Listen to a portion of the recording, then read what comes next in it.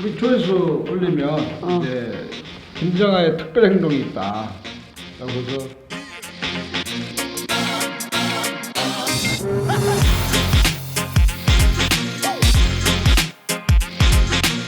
그래서 너는 나치하고 똑같네 이렇게 말했는데 좋아하겠어요? 네가 하는 말 지금 나치랑 똑같은 말이야 이렇게 얘기를 했는데 좋아할 리가 없잖아. 시설에 이 행동중지가 필요한 이 중증장애인들이 입소하려고 해도 네네. 안 받았던 곳이 시설이에요.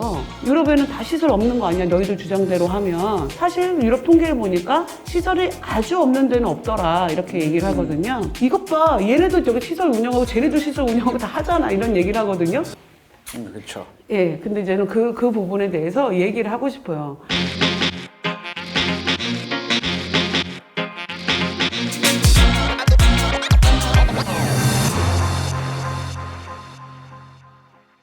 전장현과 달보기 전달. 오늘 전달하고 싶은 인터뷰. 두 번째 나오지만은 첫 번째도 나온 우리 김정아 장애와 인권 발바닥 행동의 활동가 모셨습니다. 안녕하십니까? 안녕하세요. 예. 네, 와. 네, 반갑습니다. 네. 긴장 되시나요? 아, 제가 긴장한 게 아니라 대표님이 긴장하셔가지고 지금 네. NG를 몇 번 내는 거예요. 네. 아, 예.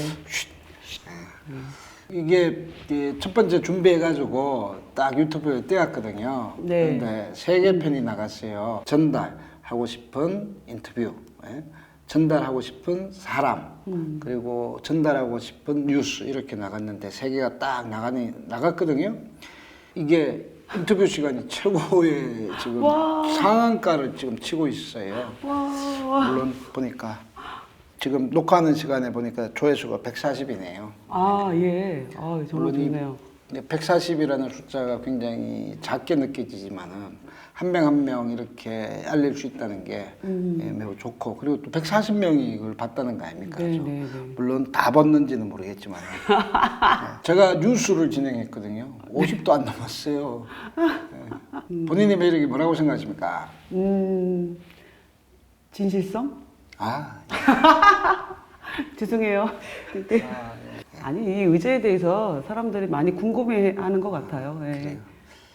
의제를 이제 관심 가지기 시작을 하는 것 같죠? 네, 네. 네.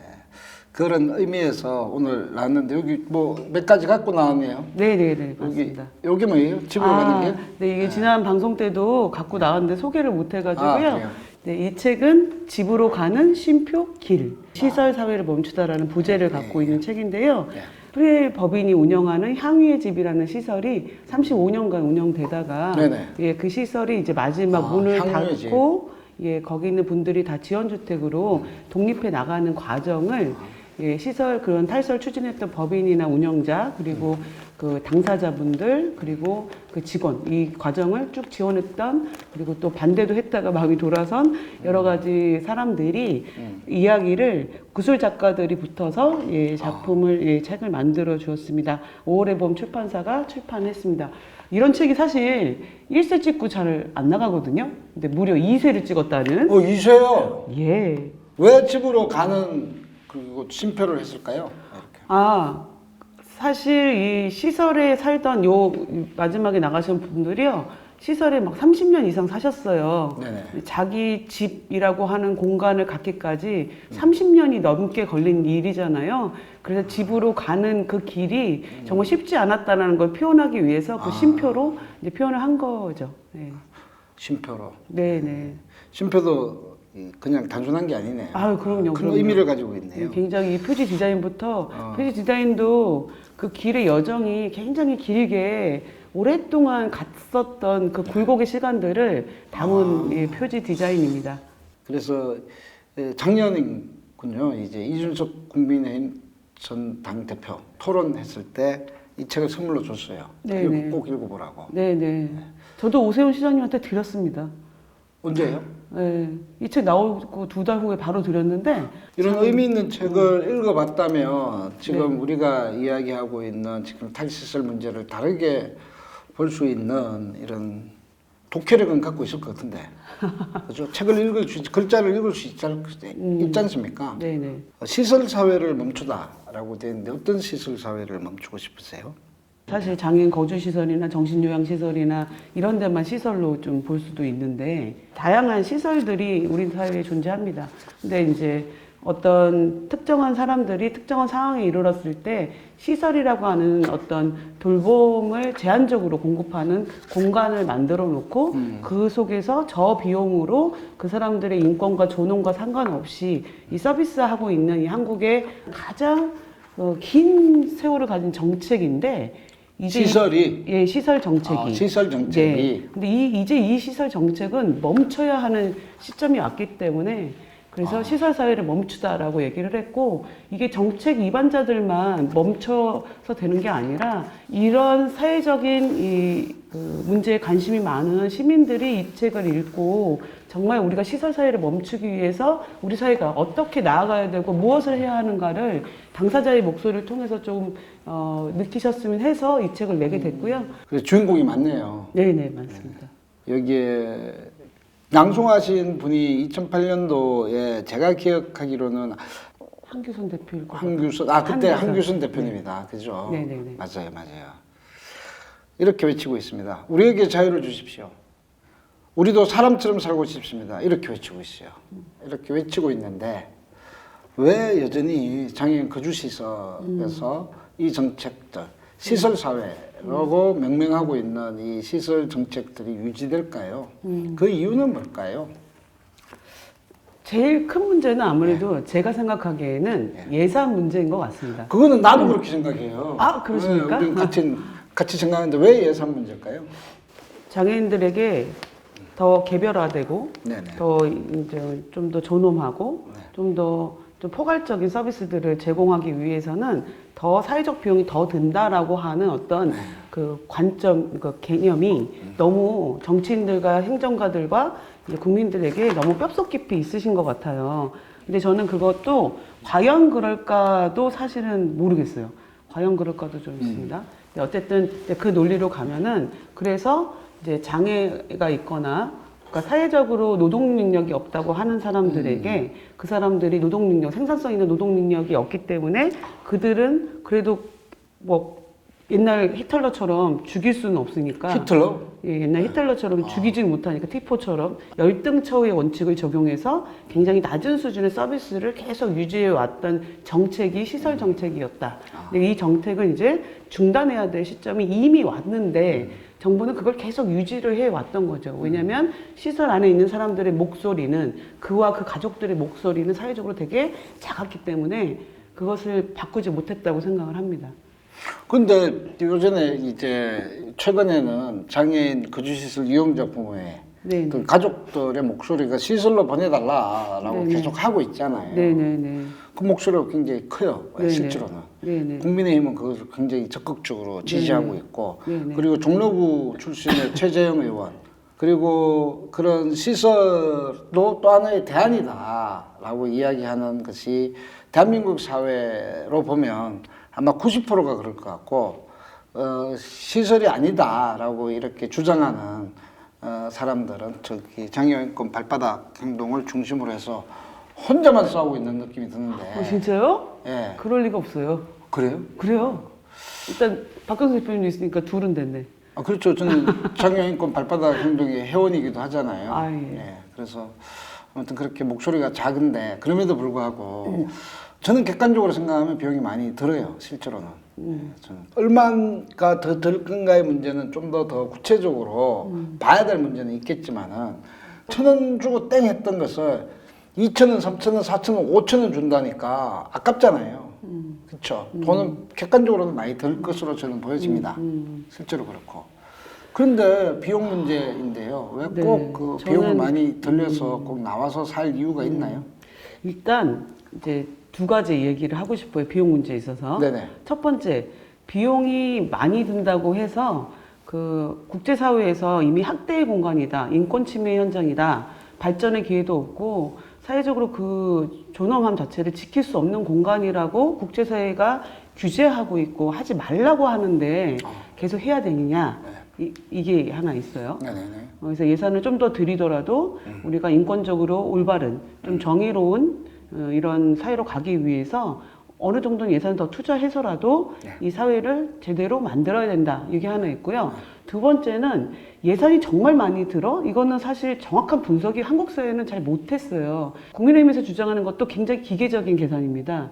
지금 시설에 있는 사람들이 3만 명 대충 3만 명인데 정부 보조금 6,500억 원 정도의 국비가 근데 그 지방비랑 보조율이 있기 때문에 중앙정부 67% 지방정부 나머지로 되거든요. 그런 거 합치고 뭐 기능보강비라고 해서 그 건물 개보수해 주는 거 이런 비용들 합치면은 1조가 넘어요. 시설에 있는 사람들이 거주시설 예산이죠? 네, 거주시설에 3만 명에 대해서 지원해주는 예산은 거의 1조이거든요.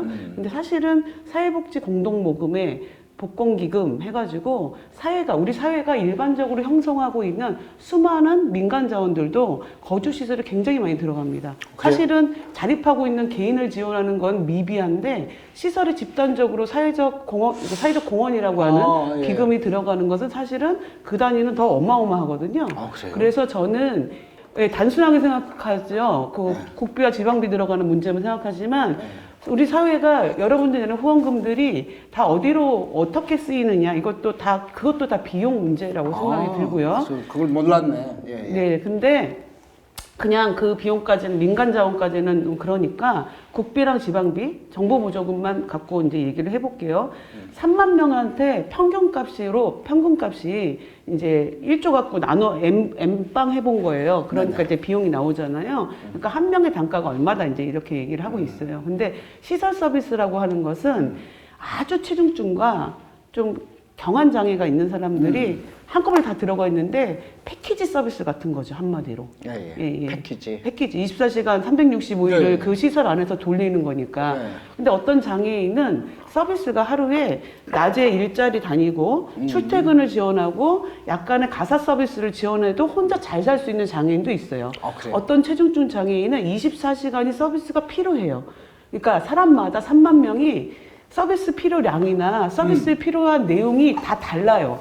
그죠? 3만 명에서 그런데 인간은 다 다르니까. 그죠? 예. 근데 시설 서비스는 하나의 패키지로 만들어서 그 3만 명의 색깔과 상관없이, 장애 정도와 상관없이 사실은 되게 균일한 서비스를 제공하는 시스템이거든요. 예. 그리고 우리가 2020년에 장애인 개발원에서 시설을 조사를 했어요. 네네. 그래서 이제 조사된 사람들의 X1 값을 정부는 알고 있습니다. 여기서 X1 값은 장애 정도예요. 종합 서비스를 받기 위해서 그 사람의 장애 정도가 어느 정도냐, 이게 X1 값이라고 부르잖아요. 장애의 기능적인 부분들에 대한 점수를 정부가 갖고 있어요. 근데 정부 관계자가 얘기하기를 너무 놀라웠던 것은 사실 너무 경증도 많다.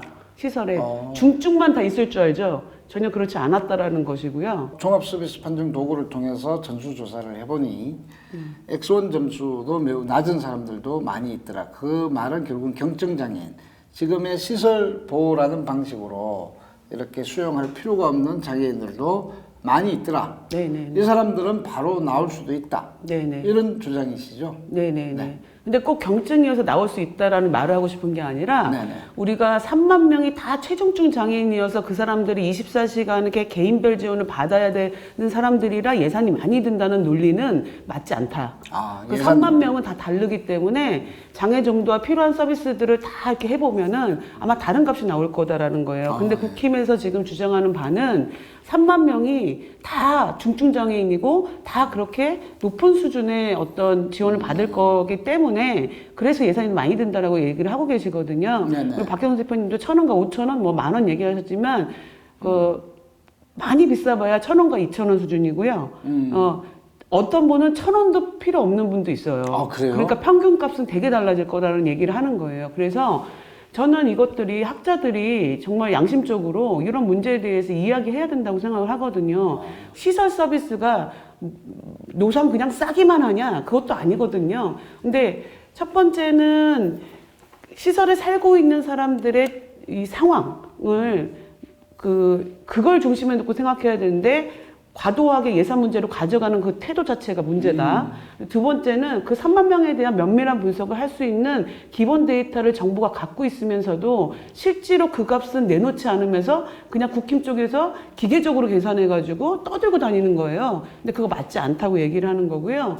그리고 그 거주시설 이용자 부모의 자녀분들 중에 정말 우리 사회가 생각하기에 24시간 어떤 이제 그러니까 행동 중재가 필요한 어떤 행동을 가지신 분들이 있으세요. 그러니까 그런 분들은 사회에서는 24시간 살기가 어렵고 그렇기 때문에 시설 서비스를 원하는 분들이 있거든요. 근데 이 분들에게도 지역 사회에 조금 더 수준 높은 24시간이 지원이 되면 이분들도 그걸 선택할 자식을 그렇게 시설에 보내고 싶은 부모가 있지 않아요. 어쩔 수 없이 보내는 거기 때문에 그러면 지역사회에서 그걸 만들면 된다는 걸 말씀드리고 싶고 그래서 이제 그런 어떤 행동이 있으신 분들 이런 분들은 비용이 많이 들어가겠죠. 행동중재 전문가도 붙어야 되고 일자리도 그렇게 쉽게 구해질 수 있는 게 아니니까 다른 어떤 여러 가지 복합적 서비스를 붙여야 되긴 하거든요. 그래서 비용이 많이 드는데 그 인구가 사실상 높지 않다는 거예요. 시설에 있는 사람들 중에 그 인구 숫자가 높지 않다는 결과가 나왔고 근데 제가 부모님들이 이런 말씀 하시거든요. 진짜 중증은 시설에 있는 게 아니라 집에 있다. 이런 말씀 하시거든요. 그 얘기는 시설에 이 행동중재가 필요한 이 중증장애인들이 입소하려고 해도 네네. 안 받았던 곳이 시설이에요. 그래요? 네네. 상당히 많이 안 받았었고 물론 이제 그럼 시설은 왜 지금까지 자기 정당성을 중증장애인을 위한다라고 했잖아요. 네네네. 그러니까 뭐 모두 그랬다 이렇게 말할 수는 없지만 중증장애인 중에 그 돌발적 행동 문제들 때문에 그것 때문에 입소가 거부됐던 사례들도 상당히 있었고 그 돌발적 행동이 있어서 그런 좀 더 전문화된 행동중재와 같은 어떤 전문화된 서비스가 필요한 사람은 시설에만 있는 것도 아니고 시설에는 또 우리가 예상한 것보다 더 적은 인원수가 있고 재가 쪽에 많이 있다라는 거예요. 그러니까 시설과 재가 상황을 떠나서 지원이 필요한 분들이 그만큼 있다라고 정부가 봐야 된다라고 생각이 듭니다. 예산 문제를 단순히 시설 상황에서 주는 예산 뭐 탈시설 상황에서 드는 예산 그것도 또 3만 명이 다 24시간 지원 필요할 것처럼 이런 단순 비교가 얼마나 사실은 장애인의 삶을 그 왜곡하고 있고 장애인에게 필요한 서비스 자체를 정말 이 전달처럼 본질적인 이야기를 해야 되는데 단순히 그냥 숫자 노름, 숫자 비교 이런 것들로 몰아가고 있는 이 예산 논리를 분명히 깰 필요가 있다고 생각합니다. 네. 한 가지 좀 정리하고 넘어가면 네. 국힘이라고 이야기인데 국힘 의원 전체가 아니잖아요. 그러길 바랍니다. 네, 최재형 의원. 네, 최재형 의원하고 종로구 네, 감사원 원장 출신이잖아요. 네, 네, 네, 그리고 이종성 의원. 네, 네, 네. 한국지체장애인협회 사무총장 했던 네, 네, 네. 대표적으로 그분들이 반대하고 있죠. 네, 네, 네. 서울시로 따지면 오세훈 서울시장 그리고 김상환 네. 복지실장. 복지실장이죠. 네. 그분들이 이제 대표적인 또 주자로 나서고 있고 그리고 단체로 따지면 자신 스스로 장애인계 대표 단체라고 이야기하고 싶어하는 한국지체장애인협회 김광환 회장 얼마 전에 이 오션 시장 면담에서도 그런 이야기를 했고 활동지원 서비스 예산을 가지고 이렇게 너무 많이 든다 낭비다 그리고 그거는 장애인 당사자들을 위한 것이 아니라 비장애인을 위한 일자리 정책이다. 뭐 이렇게까지 또 갈라치기 시작하더라고요. 그래서 시설에 오히려 더 투자를 해야 된다. 더 좋은 시설로 만들어야 된다. 뭐 이런 논리를 피더라고요. 그리고 시설도 하나의 대안이다. 이렇게 선택지다. 이렇게 이야기하고 있더라고요. 아무튼 그분들은 시설 사회를 원하는 것 같아요. 그렇죠? 잘 정리했죠? 아, 예. 제 얘기 정리해 주신 거였어요, 지금? 아, 예. 와, 아, 그랬구나. 아니, 잘 모를까봐. 아, 예. 아, 예. 알겠습니다. 정리 수준입니다. 아, 예. 그렇게 여전히 시설사회로 정당화하려고 하는 사람들이 누군지는 정확하게 알아야 될 것 같아서 제가 네, 한 명 한 명 이름을 네, 호명해 네, 드렸어요. 다시 한번 호명할까요? 국민의힘? 아니, 저는 근데 대표님한테 궁금한 게 있어요. 아니, 네네. 저는 장애인 당사자 조직인 지장협 네네. 그리고 지장협에서 뭐 하여튼 해가지고 의원이 되신 이종성 의원님 같은 경우는 사실 장애인 당사자의 정체성을 갖고 계신 거잖아요. 네네네. 그런데 어떻게 비용 많이 드니까 장애인들 시설에 있어야 된다든지 이런 얘기를 스스로 할 수 있는지가 아, 예. 참 이해가 안 되죠. 가더라고요. 예. 저도 그것이 참 어려운 내용 중에 하나예요. 실제로 장애인 당사자, 그렇게 장애인 당사자성이라는 것이죠. 저도 장애인, 중도장애고. 그래서 이렇게 한번 생각해 보기로 했어요. 일제 식민지 시절에, 그죠? 한국인이라는 사람들이 있었을 때. 바로 이해. 바로 이해됐습니까? 설명 안 해도 돼. 아, 그래요? 더 바로 이상, 이해. 더 이상 이해. 아, 예. 꼭 한국인의 정서가 아, 예. 그래요. 꼭 다 동일하지는 네. 않았죠? 예, 맞습니다. 맞죠? 네. 뭐 여러 가지 네. 분파들도 있고 그렇잖아요. 바로 이해됐습니다. 바로 이해됐습니까? 예. 이렇게 쉽게 대답을 해야 되는데. 아유, 예. 최고. 예, 조회수 팍팍 올라갈 거예요. 예, 조회수는. 예. 본론으로 들어가면 아까 요것도 갖고 왔잖아요. 한국 사회는 티포. 요 티포에 대해서 좀 더 아까 예산 문제와 같이 이제 연결되니까 네네. 이걸 좀 설명을 네네. 좀 부탁드려도 될까요? 패션쇼를? 좀 더 비춰주실래요? 제가 티포. 오늘 예산 문제 얘기한다 그래서 특별히 이제 네. 티포 티셔츠를 티포 입고 왔습니다. 의상도 해갖고 왔네요. 아, 저 이렇게 신경 씁니다. 그래서 저- 조회수 올라가는 거예요. 사회자는 네. 의상복이 이것밖에 없는데. 네, 아, 신경 좀 쓰세요. 복장이나. 알겠습니다. 네. 네, 뭐 짧게 설명하자면은 독일의 나치당이 네. 이 전쟁을 일으키면서 이제 사실 그 전쟁에 도움이 안 되는 그래서 노동력이 없거나 전쟁을 수행할 수 없는 사람들을 집단적으로 학살하는 프로그램의 이름이 티포라는 이름이었다라는 것이고 우리가 그 유대인들을 집단적으로 학살한 것만 사회적으로는 알려져 있지만 사실은 유대인 학살 이전에 그것들을 개발해내면서 그 실험으로 장애인들을 학살하거나 장애인들에게 불임 시술을 했던 예. 그 나치의 역사가 있습니다. 그런 프로젝트를 연구했던 연구소 주소지가 티포 비밀 프로젝트였기 때문에 장애를 비밀. 학살하는 비밀 프로젝트였기 때문에 예, 그렇게 이제 이름을 붙였고, 근데 이제 독일에도 양심적인 국민들이 있을 거 아니에요. 그리고 글쎄요. 부모도 있고 이제 뭐 그러는데 장애인을 이거 데려다가 학살하는데 그 시민들에게 정당성을 자기 국민을 자국민인데 장애가 있어. 근데 그 사람을 학살할 건데 뭔가 명분이 필요하잖아요. 네네. 그럴 때 이제 명분으로 썼던 게 예산 문제. 그러니까 이 장애인이 안 죽고 계속 살면 국가 예산이 많이 들 거야. 그러니까 지금 죽이자. 이런 논리인 거거든요. 그렇구나. 근데 이제 이 논리가 이제 과거에는 그냥 죽여버렸다면 이렇게 표현해서 죄송합니다. 근데 그러다가 이제 사회가 그렇게 이제 노골적인 행위를 이제 못하니까 이제 그 수용시설 만들어 놓고 저비용으로 그냥 뭐 인권이고 나발이고 상관없이 이제 수용했던 게 그 시설의 시초였다고 이제 봐지고, 그렇게 이제 역사적으로 얘기하고 있고, 우리 정부도 결국 이 시설에 있는 분들이 지역사회로 나와야 한다라고 했을 때, 인프라가 부족하다 어쩌다 저쩌다 하지만 결국 다 그게 예산 문제잖아요. 네네. 그래서 이 사람에게는 이 예산을 드릴 가치가 있는가 없는가 이걸 판단해서 이 정도 가치는 예를 들어 뭐 1인당 뭐 시설 거주인이 1인당 뭐 5천에서 6,500 사이에 비용을 받고 있는데 이 사람을 이 정도 돈 줘서 시설에 수용하는 건 오케이인데 어떤 사람은 중증이어서 1억이 넘게 들어가는데 그렇게 하면서 훨씬 더 사회통합적으로 인권적으로 살 수 있음에도 그럴 가치는 이 사람한테는 없어. 그러니까 넌 그냥 시설에 살아. 이런 논리가 지금 탈시설을 반대하는 논리잖아요. 그리고 이걸 많은 시민들이 또 이런 논리들을 장애인 당사자인 지장협이나 이런 데가 펴고 있으니까 그게 맞는 논리인가? 이렇게 또 잘 모르시는 시민들께서 그렇게 또 생각을 하고 있고 탈시설을 못하는 이유로 예산 문제를 얘기하는 건 나치당이 장애인 학살할 때 썼던 논리랑 뭐가 다르냐 예. 이런 측면에서 이제 이야기를 하고 있는 겁니다. 요거에 대한 자세한 또 이야기는 그 역사의 이야기는 전장현 유튜브에 들어오시면 예. 거기 또 한 편이 잘 제작되어 있으니까 더 깊이 있게 보려면 그걸 보시면 됩니다. 예, 전장 유튜브까지 다 소개해 주시고 홍보. 고맙습니다. 예. 그것을 제가 그 오천시장 면담 때 대화 시간에 그걸 보여줬어요. 그런데 굉장히 기분 나빠하더라고요. 김성한 실장이. 그쵸. 너는 나치하고 똑같네? 이렇게 말했는데 좋아하겠어요? 네가 하는 말 지금 나치랑 똑같은 말이야. 이렇게 얘기를 했는데 좋아할 리가 없잖아. 그럼 뭐하고 똑같죠? 똑같은데. 똑같아요? 똑같은데 이제 대놓고 얘기를 논리가 했으니까. 똑같고. 근데 처리하는 방식이 좀 다르죠. 그렇죠. 그때는 아예 생체 실험해가지고 죽여버렸고, 지금은 시설에 격리하고 배제하는 방식.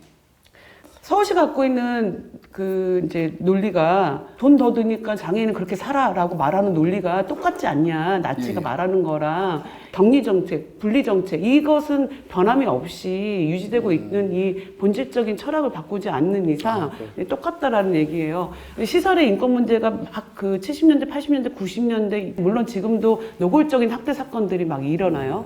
그런데 그게 막 90년대, 2000년대 막 처음에 많이 나왔을 때 그걸 막 문제 제기를 했거든요. 그랬더니 그런 학대가 예전에는 노골적인 방식이었다면 이제는 좀 덜 노골적인 방식으로 바뀌더라고요. 그러니까 옛날에는 그 굉장히 그 행동 중재가 필요한 그 중증이 발달 장애인을 시설 안에다가 이렇게 뭐랄까요, 그 동물 우리처럼 나무나 이런 것들로 방 안에 또 동물 우리 같은 게 있는 거예요. 아, 그래요? 못 나오게. 거기에 그 행동 문제가 있으신 중증 발달 장애인이 거기 안에 있었던 시설들이 있었어요. 근데 그런 게 막 문제가 되니까 이제 그분들한테 뭘 하냐? 투약을 많이 하죠. 투약을 많이 해서 이분들이 낮에 보면 이제 청소년 나이고 20대 뭐 이런 나이인데 그 복도에 거의 막 다 이렇게 쓰러져 있어요. 자고 있어, 그냥. 뭐 이불 깔고 정식으로 낮잠 자는 것도 아니야. 그냥 방 한 곳에 막 복도에 의자에 이런 데 거의 다 막 다 쳐져가지고 이러고 있어요. 저는 그분들이 왜 낮에 보통의 청년들이 갖고 있는 에너지들이 있잖아요. 그렇죠. 근데 왜 활동을, 뭐가 없이 저렇게 갇혀있는 저 층에 왜 저렇게 그렇게 막 쓰러져 있을까라고 생각하면, 이제 과거에는 그런 행동장애 있는 사람들에게 굉장히 예를 들어 묶어놓거나, 진짜 이렇게 또 방 안에 우리를 두거나 막 이랬던 인권 침해들이 있었었거든요. 근데 지금은 약물로 통제한다. 약물로? 네네. 근데 제가 이 얘기를 뭐 길지만 좀 드린 이유는 그 시설 문제를 접하는 데 있어서 근본적인 철학과 이 장애인에 대한 장애인 정책에 대한 철학을 기본적으로 바꾸지 않으면 굉장히 기술적인 것만 뭐 발전하거나 그래서 결국은 받거나 만화가 되고 예산은 예산대로 더 쓰고 결국은 변화가 아무것도 없다라는 얘기를 하고 싶어서 그래요. 그래서 오세훈 시장님이나 김상환 실장님이 제발 이런 책도 좀 읽고 좀 근데 사고 체계를 바꾸셔야 될 것 같아요. 그 사고 체계 바꾸기 위해서 유럽으로 지금 시설 탐방하러 가신다고 그러더라고요. 네, 그러니까요. 그것도 탈시설 탐방하는 게 아니라 제가 조금 깜짝 놀란 게 유엔장애인 권리위원회 탈시설의 개념 가지고 자꾸 논쟁을 시키잖아요. 그러면 탈시설을 권고한 유엔장애인 권리위원 좀 모셔서 네네. 직접 이야기를 들어보시면 좀 더 이해가 빠르지 않겠습니까? 라고 물어봤더니 못하겠대요. 바로 단호하게. 그러면 이 논쟁들을 어떻게 하시겠습니까? 그래서 고위공무원들하고 국장급 있잖아요. 그래서 유럽으로 시장님하고 가신대요. 그거 가서 소외되는가? 노르웨이인가? 아니야, 덴마크하고 덴마크? 독일 간다고 했습니다. 너보다 더 잘하네요. 어디? 같이 면담했잖아요. 그렇구나. 네. 덴마크 어디? 독일이요. 독일. 가서 시설을 둘러보겠다. 네네. 아니, 저는 이제 그 탈시설을 보러 가려고 한다 그러면은 덴마크하고 독일을 보러 가지는 않을 것 같아요. 그런데 어디를 탈시설을 알고 싶어서 거길 간다고 면담 때 얘기를 하니까 그럼 왜 독일과 덴마크를 선택하셨나요? 라고 일단 사실은 물어봤는데 대답을 못했어요. 그러다가 복지시장이 나가면서 이제 사실은 거기 가서 시설 보고 온다 이렇게 얘기를 시설 하더라고요. 보러 간다고요? 네네네. 그래서 선진화된 시설, 소위 뭐 이런 걸 보러 간다라고 얘기를 하긴 했어요. 그래서 전 정말 우려가 됩니다. 근데 이제 차라리 그러면은 유럽에 갈 거면은 차라리 유럽의 정부기관을 만나가지고 유럽 정부에서 유엔 장애인 권리 협약을 지키기 위해서 독일이 덴마크 정부가 어떻게 하는지를 보고 오셔야지 어느 사회나 이렇게 탈사를 한 뭐 80% 이렇게 하더라도 남아있는 20%가 있어요. 시설적 방식으로 계속 서비스하고 있는 거. 그래서 그런 데를 이제 국제규약에 의해서 이제 없애고 있는 건데 하필 오세훈 시장님이 80%가 대세인데 굳이 20% 남아있어서 다 앞으로 몇 년 안에 없애야 되는 데를 굳이 찾아보러 가시는 거일 수도 있겠다 이런 생각이 들더라고요. 아니 유럽에는 다 시설 없는 거 아니야 너희들 주장대로 하면 이렇게 얘기를 하더라고요. 그리고 사실 유럽 통계를 보니까 시설이 아주 없는 데는 없더라 이렇게 얘기를 하거든요. 그 부분에 대해서 얘기를 하고 싶어요.